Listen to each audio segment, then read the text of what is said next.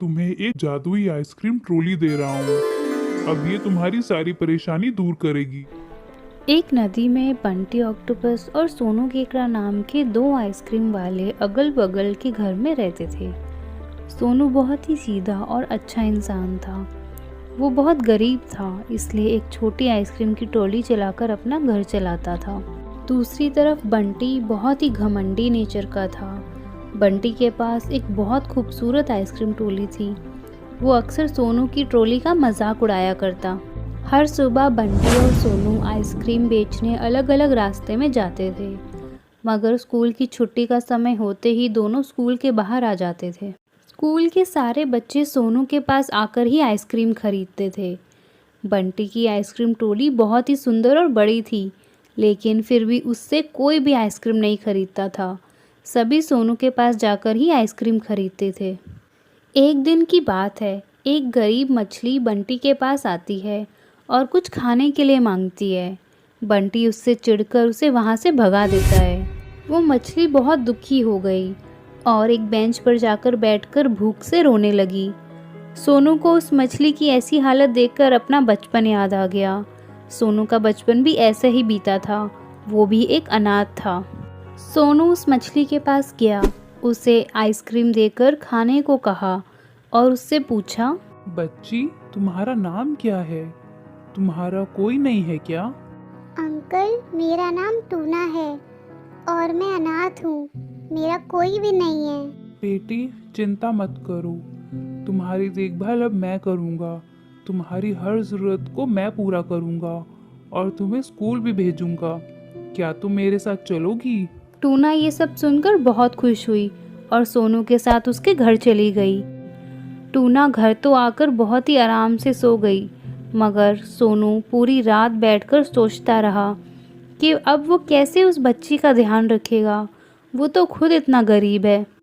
अगली सुबह सोनू रोज की तरह अपनी ट्रॉली लेकर तैयार हो गया और उसने टूना से कहा, टूना बेटा, मैं काम पर जा रहा हूँ। घर आते समय मैं तुम्हारे लिए सारी ज़रूरत की चीज़ें लेकर आऊँगा। ऐसा कहकर वो घर से निकल गया। रास्ते में उसे पेड़ के नीचे एक साधु बाबा नजर आए। सोनू उनके पास गया तो बाबा ने उससे पूछा, क्या समस्या है तुम्हारी? मैं अब तक इस छोटी सी आइसक्रीम ट्रॉली से अपना जीवन गुजार रहा था, लेकिन अब तो मुझे एक बच्ची का भी ख्याल रखना है। मुझे समझ नहीं आ रहा कि मैं उसकी सारी ज़रूरतों को कैसे पूरा करूँगा। मैं समझ गया। मैं तुम्हें एक जादुई आइसक्रीम ट्रॉली दे रहा हूँ। अब ये तुम्हारी सारी परेशानी दूर करेगी। सोनू खुशी से बाबा को धन्यवाद करते हुए उस नई ट्रॉली को लेकर चला गया और रोज़ की तरह सोनू स्कूल के पास आकर आइसक्रीम बेचने लगा। बंटी उसकी नई ट्रॉली को देखकर बहुत जेलस हुआ।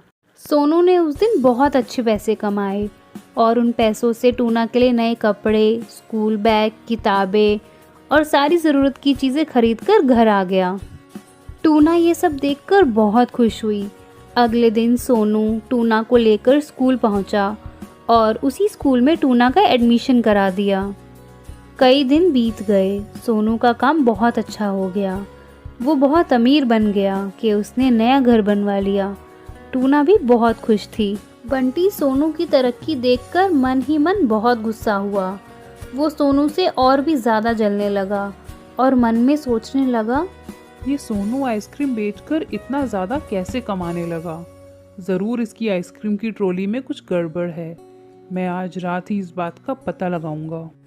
रात को जब सब लोग सो गए तो बंटी चुपके से सोनू की ट्रॉली के पास आया।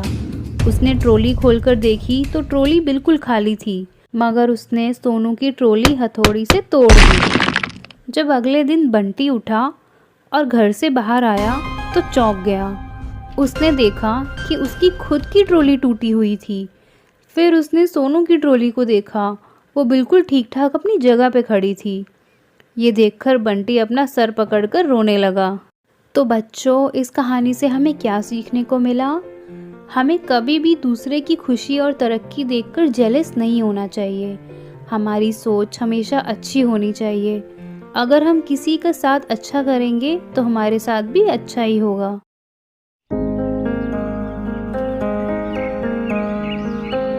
एक बहुत ही घना जंगल था जहाँ पे एक शेर राजा रहा करता था। उससे सारे ही जानवर बहुत ज़्यादा परेशान थे क्योंकि वो बहुत ज़्यादा निर्दयी था। जब भी देखता किसी को शिकार करके खा जाया करता था। तभी वहीं पे एक चालाक बंदर एक सर्कस से भाग कर आया और उसने देखा कि सारे जानवर इस शेर राजा से बहुत ही ज़्यादा परेशान हैं। यही देखकर बंदर ने एक चालाकी चली। उसने एक गड्ढा खोदा। गड्ढा खोद के वो एक टहनी के ऊपर जा बैठा। जैसे ही शेर वहाँ से गुजर रहा था, शेर ने उस गड्ढे को नहीं देख पाया और वो उस गड्ढे में गिर गया। जब शेर गड्ढे में गिर जाता है तो बंदर ज़ोर से हंसता है। शेर राजा, क्यों आया ऊंट पहाड़ के नीचे, बड़े राजा बनते हो, गिर गए ना। बेटा बंदर, कभी ना कभी तो मेरे अंदर आएगा तू, तब मैं तुझे देख लूँगा। ये बात कहते बंदर हंसने लगता है ज़ोर ज़ोर से। वो ये भूल जाता है कि जिस टहनी पे वो बैठा है वो इतनी मजबूत नहीं है। बस क्या था, देखते देखते वो टहनी टूट जाती है और बंदर नीचे गिर जाता है। गिरते गिरते बंदर को याद आता है और वो बोलता है, शेर राजा, मैं तो माँ कसम सॉरी बोलने के लिए कूदा हूँ। एक जंगल में एक बहुत ही अच्छा राजा रहा करता था और वो राजा था वहाँ का शेर। लेकिन कहते हैं ना, अच्छे दिन रुकते नहीं। वो राजा बीमार पड़ जाता है और उसे पता चल जाता है कि वो अब नहीं बचने वाला। ये सुनकर सारे जानवर बहुत ज़्यादा परेशान हो जाते हैं क्योंकि उनको लगता है अब इसके बाद राजा आखिर कौन बनेगा। उस शेर का बेटा सोचता है कि अब अगला राजा वो बनेगा। लेकिन उस शेर का एक मंत्री होता है और वो होता है एक बंदर। राजा उस बंदर को बोलता है कि मेरे जाने के बाद यहाँ का उत्तराधिकार तुम संभालोगे। ये सुनकर शेर का बेटा बहुत चक्का हो जाता है। सारे सोचते हैं आखिर ये डिसीजन शेर ने क्यों लिया। एक बंदर, वो भी राजा पूरे जंगल का। ये सुनकर पूरे जंगल में भौकाल बच जाता है। एक दिन शेर की मृत्यु हो जाती है और अब वो बंदर यहाँ का राजा बन जाता है। एक दिन एक बकरी आती है अपनी समस्या लेकर। वो कहती है कि राजा साहब, मैं दिन भर में 4 किलो दूध देती हूँ, लेकिन मेरे 6 बच्चे हैं और उन बच्चों को वो दूध पूरा नहीं पड़ता। तो बताइए मैं करूँ तो करूँ क्या, कहूँ तो कहूँ क्या। ये सुनकर बंदर सोच में पड़ जाता है। 1 घंटे तक वो इस टहनी से दूसरी टहनी, दूसरी टहनी से तीसरी टहनी पे छलांग मारता है। ये देखकर सारे जानवर एकदम आश्चर्यचकित हो जाते हैं। तभी पीछे खड़ा एक लोमड़ी राजा साहब को देख रहा होता है और वो बोलता है, राजा साहब, 2 घंटे हो गए हैं, आज समस्या का समाधान है क्या।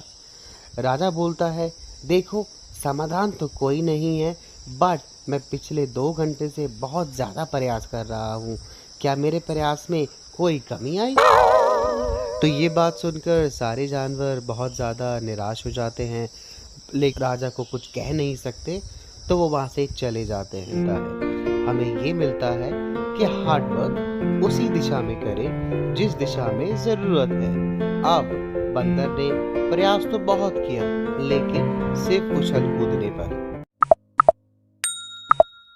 सुबह सुबह रानी अपनी माँ टूना और पापा के साथ नाश्ता कर रही थी। इसी बीच रानी ने एक्साइटेड होते हुए कहा, मम्मी पापा, हम इस सैटरडे आर्ट गैलरी जा रहे हैं। स्कूल टीचर ने कल ही हमें बताया, बहुत मज़ा आएगा। मैं तो काफ़ी एक्साइटेड हूँ। अच्छी बात है रानी, ऐसी एक्स्ट्रा एक्टिविटीज में पार्ट लेना ही चाहिए। अच्छी बात है, गुड गुड। लेकिन पापा, सैटरडे से पहले मेरा चश्मा आ जाएगा ना? मुझे अपना चश्मा पहनकर ही आर्ट गैलरी में जाना है। पहली बार जा रही हूँ तो चश्मा पहनकर ही जाऊंगी, वरना मैं ठीक से देख भी नहीं पाऊंगी कुछ। हाँ हाँ रानी बेटा, चश्मा जल्दी ही मिल जाएगा, लेकिन तुम मोबाइल पे ज़्यादा वक्त बिताना कम कर दो। मोबाइल की वजह से ही तुम्हें यह चश्मा लगा है। अरे मम्मी, चश्मा तो फैशन का ही हिस्सा है, मुझ पे चश्मा बहुत अच्छा लगेगा। लेकिन रानी बेटा, तुम चिश्मिश हो जाओगी। फ्राइडे रात को पापा ने रानी को उसका नया नंबर वाला चश्मा दिया। रानी तो अपने चश्मे को देखकर बहुत ही ज़्यादा खुश हुई। उसने चश्मा पहनकर देखा और आईने के सामने खड़ी हो गई। टूना रानी के रूम में दूध रखने के लिए आई तो देखा रानी आईने के सामने खड़ी होकर काफ़ी देर तक खुद को देख रही है। तो टूना ने कहा, चलो बेटा, सोना नहीं है क्या? मम्मी देखो ना, कितना फैंसी लग रहा है मेरा चश्मा। मुझे बहुत अच्छा लगा यह फ्रेम। मैं एक और फ्रेम बना के रखूँगी ताकि अदल बदल कर पहन सकूँ। रानी की बात सुनकर टूना को हैरानी हुई कि रानी अपनी कमज़ोर नज़र को लेकर दुखी होने की बजाय नए चश्मे के फैशन के नाम पर खुश हो रही है। रानी को उस वक्त टूना ने कुछ नहीं बोला और रानी का दूध टेबल पे रखकर चली गई। अगले दिन सैटरडे को रानी अपने स्कूल फ्रेंड्स के साथ स्कूल बस में आर्ट गैलरी पहुंची। आर्ट गैलरी बहुत बड़ी थी। रानी और उसके दोस्त पहली बार आर्ट गैलरी में आए थे। हर जगह बड़ी बड़ी पेंटिंग और पुराने स्टैचूज़ रखे थे। जिस तरह आर्ट गैलरी में रखी पुरानी चीज़ों ने सभी बच्चों को अट्रैक्ट किया, उसी तरह रानी के फैंसी और चमकदार चश्मे ने भी सबका ध्यान अपनी ओर खींचा। सभी बच्चों ने चश्मे की बहुत तारीफ करी और बोले, वाओ रानी, कितना अच्छा चश्मा है तुम्हारा, कितना फैंसी है ये। सच में रानी, बहुत अच्छी दिख रही हो तुम इस चश्मे में। मैं भी अपनी मम्मी से बोलकर चश्मा बनाऊंगा और कहूंगा मेरी भी नज़र कमज़ोर हो गई है। सोनू केकड़ा की बात सुनकर सब जोर जोर से हंसने लगे। दूसरी तरफ टूना घर में रानी को लगे चश्मे के बारे में बैठकर सोच रही थी। टूना ने फ़ोन पे रानी की नानी से बात की तो उन्होंने बताया कि रानी अगर योगा करेगी तो उसकी नज़र फिर से ठीक हो सकती है। टूना को रानी की फ़िक्र होने लगी और उसने सोच लिया था कि आज वो रानी से साफ साफ बोल ही देगी कि वो ज़्यादा फ़ोन में गेम ना खेले और योगा करना शुरू कर दे। शाम को स्कूल से आने के बाद रानी ने रोज़ की तरह मम्मी का फ़ोन लिया और मोबाइल पे गेम खेलने लगी। टूना किचन में काम करते हुए बोली, रानी बेटा, मोबाइल चार्ज नहीं है।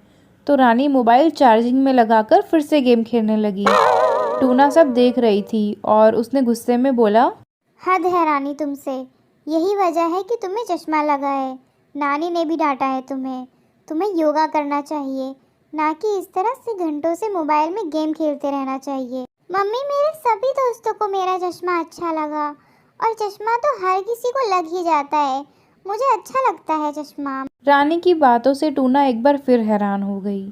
अगले दिन रानी अपनी मम्मी टूना के साथ बाजार सब्जी खरीदने गई। रानी अपना चश्मा बिल्कुल नहीं भूली। बाजार में एक बूढ़ी मछली रास्ता क्रॉस कर रही थी और उसे देखकर समझ आ रहा था कि उस बूढ़ी मछली की नज़र काफ़ी कमज़ोर है और वो ठीक से चल नहीं पा रही थी। तभी रास्ते में चल रहे एक केकड़े ने उस मछली की हेल्प की और रास्ता क्रॉस कराया। टूना और रानी ने भी सब देखा तो टूना रानी को समझाते हुए बोली, देखा रानी, नज़र कमज़ोर होने से कितनी परेशानियां होती है। वो बेचारी अपना रास्ता भी खुद क्रॉस नहीं कर पाई। टूना की बात से रानी एकदम से सहम गई। टूना और रानी बाजार से घर लौट आए। तभी रानी के घर उनका पड़ोसी बंटी ऑक्टोपस आया और रानी को देखकर बोला, टूना बहन, रानी को चश्मा कैसे लग गया? ये तो ठीक बात नहीं। बेटा, तुम्हें आगे चलकर बहुत तकलीफ होगी। तुम्हें हमेशा बस अपना चश्मा ढूंढते ही रहना पड़ेगा और लोग भी तुम्हें चश्मिश बोलेंगे। धीरे धीरे रानी को एहसास होने लगा कि वो कितना गलत सोच रही थी। तो उसने कहा, हाँ ऑक्टोपस अंकल, आगे चलकर तो मैं ठीक से रोड भी क्रॉस नहीं कर पाऊंगी। टूना समझ गई कि उनकी बात का असर रानी पे होने लगा। और नहीं तो क्या, स्कूल से आते ही बस मोबाइल में गेम खेलती रहती है और नज़र कमज़ोर हो गई है। नहीं मम्मी, मोबाइल में बिल्कुल भी गेम नहीं खेलूंगी। अब मुझे चश्मा हमेशा के लिए निकालना है। मैं अपनी नज़र फिर से तेज़ करना चाहती हूँ।